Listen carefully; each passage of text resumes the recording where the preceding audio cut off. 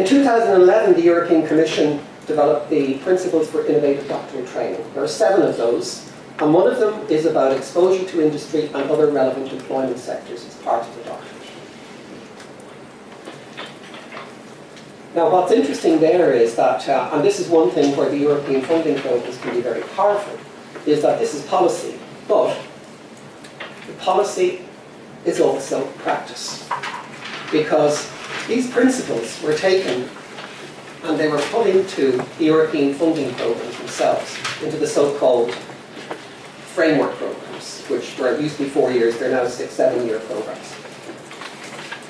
The first thing is that in the current program, Horizon 2020, running from 2014 to 2020, the European Researchers' Charter and Code is actually embedded in the model contract. You may not know it, but if you're involved in a Horizon 2020 contract, then Article 32A states explicitly that all researchers must be hired, that the Charter and Code must be respected in that contract.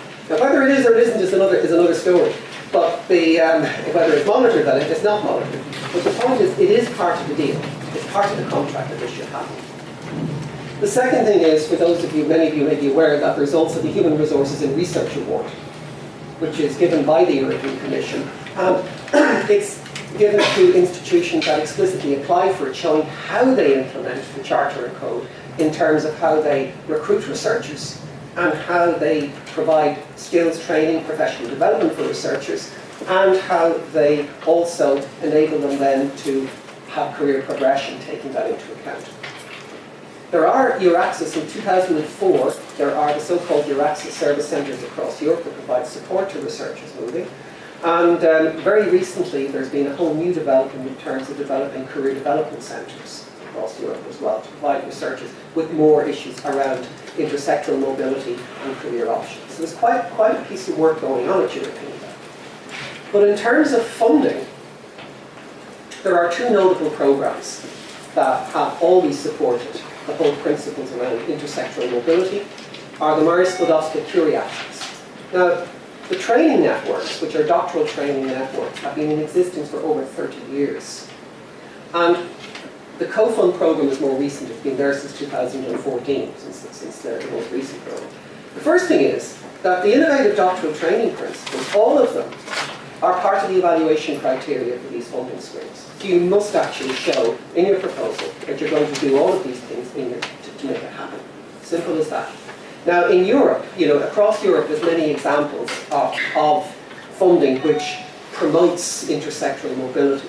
The Irish Research Council's Enterprise Partnership Scheme, Danish Industrial PhD Scheme. The Danes have produced a very good report for anybody who's interested last year on a long-term study of their doctoral graduates in that, which is excellent.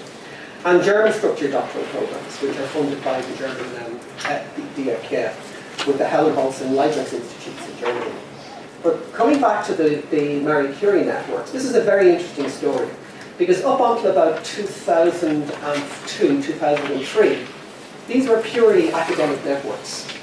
They were just universities, research centres across Europe. You could have a non-academic partner, but it wasn't necessary. It was made necessary for Framework 7, Framework 6, 7, and Horizon 2020. People said, oh, it won't work, we'll never find industry partners, it's not going to happen, we won't be able to do this, how could we work with industry, how could we work with the non-academic sector? In 2018, there were 1,400 proposals to the scheme, which would mean they engaged even the schemes had 8 to 10 partners in each one of them. They had about 12 to 15,000 research teams in universities and companies and other types of organisations, museums and libraries, etc., right across Europe, all applying for this programme. The success rate is 4%. It's one of the most hotly contested schemes and popular schemes in Europe. And it really is one where has grabbed the interest of scientists, researchers in all disciplines across Europe. So the idea that this doesn't work, that it's hard to do, is not true. It can be done, and it can be done very well. An example there is one from NUI Galway, and I didn't do that. I didn't know Lucy was going to be here doing the graduate studies in Galway, but this is one called PathSense. And this will deliver 13 PhD graduates And the network itself, there's 8 universities, public research institutions, 4 companies, all involved in this. There's the NUI Galway, the University of Regensburg, the Rijksuniversiteit Groningen, CSIC Spain, Uni Cambridge, Ernst Morris, Arndt University of Greifswald, UME in Sweden. There's a whole load of organisations across Europe involved. And these students, the people who are actually on these PhDs, will be moving to these, they will spend time in companies as part of their training, part of their research. They'll have a very, very varied experience, and when they come out with their PhD, they will be highly employable, and they will have seen life beyond the 4 walls of the university, which will give them an awful lot of opportunities. And there are many of those similar schemes operating across and funded by the European Union.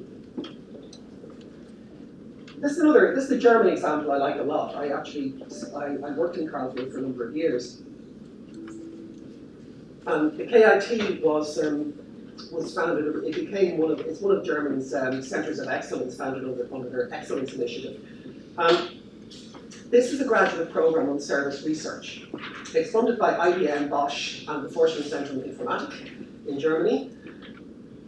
It's for researchers doing their PhD.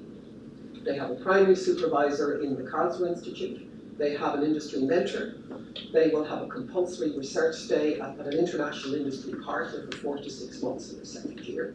They have an integrated course. This is a typical doctoral program. But the interesting thing is it's funded by industry. And there are many such examples in Germany of these kinds. This is a particularly nice one because it's not in the usual disciplines. It's not in the usual STEM subjects. It's outside of those. And you will find quite a number of these across Germany, these kind of programs. They're very effective.